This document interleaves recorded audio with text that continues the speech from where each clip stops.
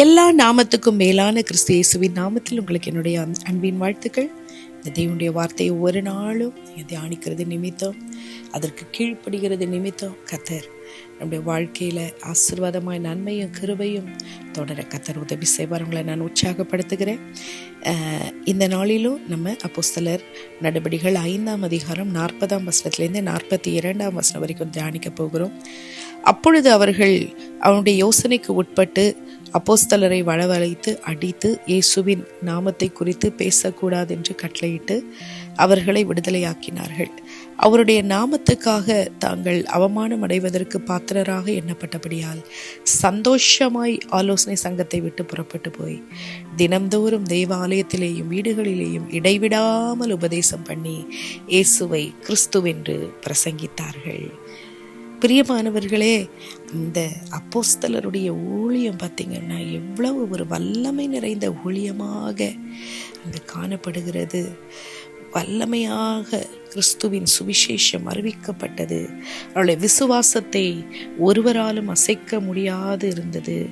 கிறிஸ்துவனுடைய உண்மையான சீஷர்கள் என்ன எதிர்ப்பு வந்தாலும், அங்கே என்ன பிரச்சனை வந்தாலும் அவர்கள் உண்மையாக அவர்கள் அது நிற்பாங்க.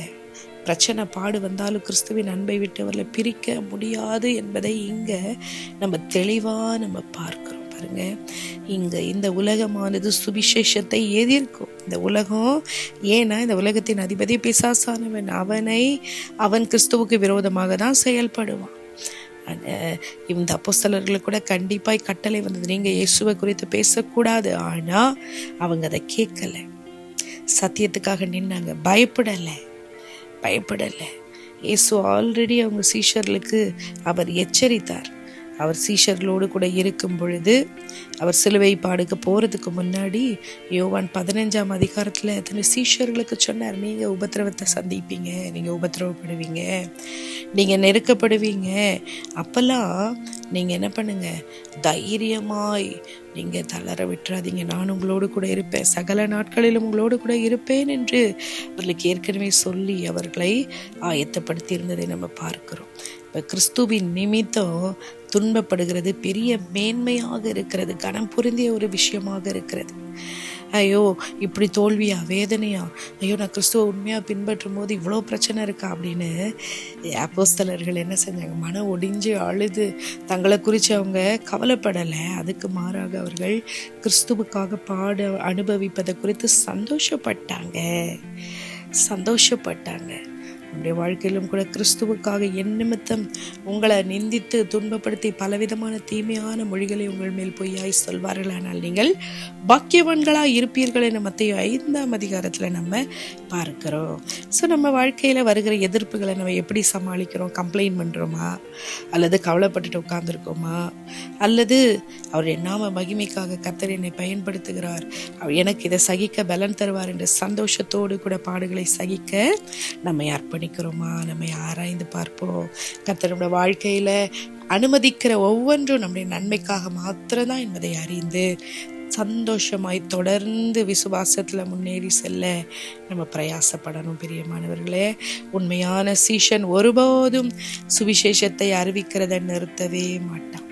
பாருங்க, இவ்வளோ எதிர்ப்பின் மத்தியிலும் இந்த அப்போஸ்தலர்கள் வீடுகள் தோறும் அதே ஆலயத்திலும் தொடர்ந்து கர்த்தருடைய சுவிசேஷத்தை அவர்கள் சொல்லி கொண்டு வந்தார்கள். இதுலேருந்து நமக்கு என்ன தெரிகிறது?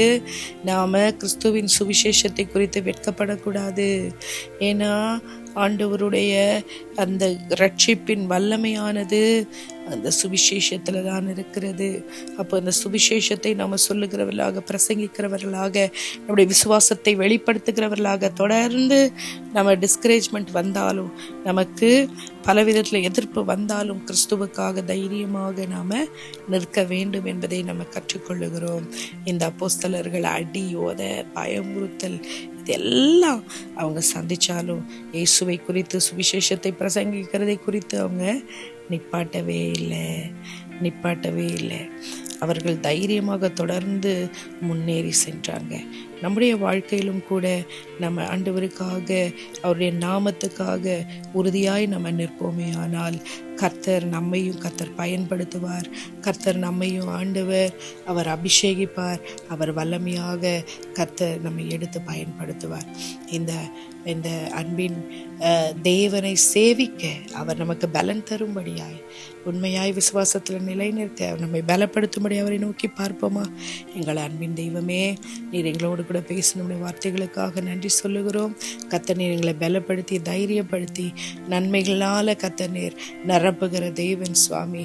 விசுவாசத்தில் அசைக்கப்படாமல் உறுதியாக இருக்க கர்த்தருடைய வார்த்தையின் வல்லமையை பற்றி கொண்டு நாங்கள் ஜீவிக்க, சோர்ந்து போகாமல் எதிர்ப்புகள் வந்தாலும் போராட்டங்கள் பிரச்சனைகள் வந்தாலும் என் கர்த்தர் செய்ய நினைத்தது ஒருபோதும் தடைபடாது என்று விசுவாசத்தில் உறுதியாய் நிற்க கர்த்தர் எங்களை பலப்படுத்துவீராக.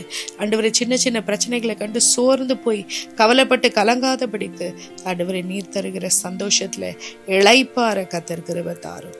ஆண்டவரே, வழிகளை கர்த்தாவே நீர் எங்களுக்கு போதித்து எங்களுக்கு வழி நடத்தும் கர்த்தாவே. உடைய இளைப்பாறுதலில் நாங்கள் பிரவேசிக்க கர்த்தர் எங்களுக்கு கிருபை தாரும். ஆண்டவரே, கடினமா இருந்தாலும் கர்த்தரோடு கூட நடக்க கர்த்தர் எங்களுக்கு கிருபை தாரும், வழி நடத்தும்.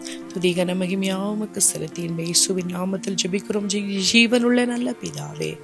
ஆமேன், ஆமேன்.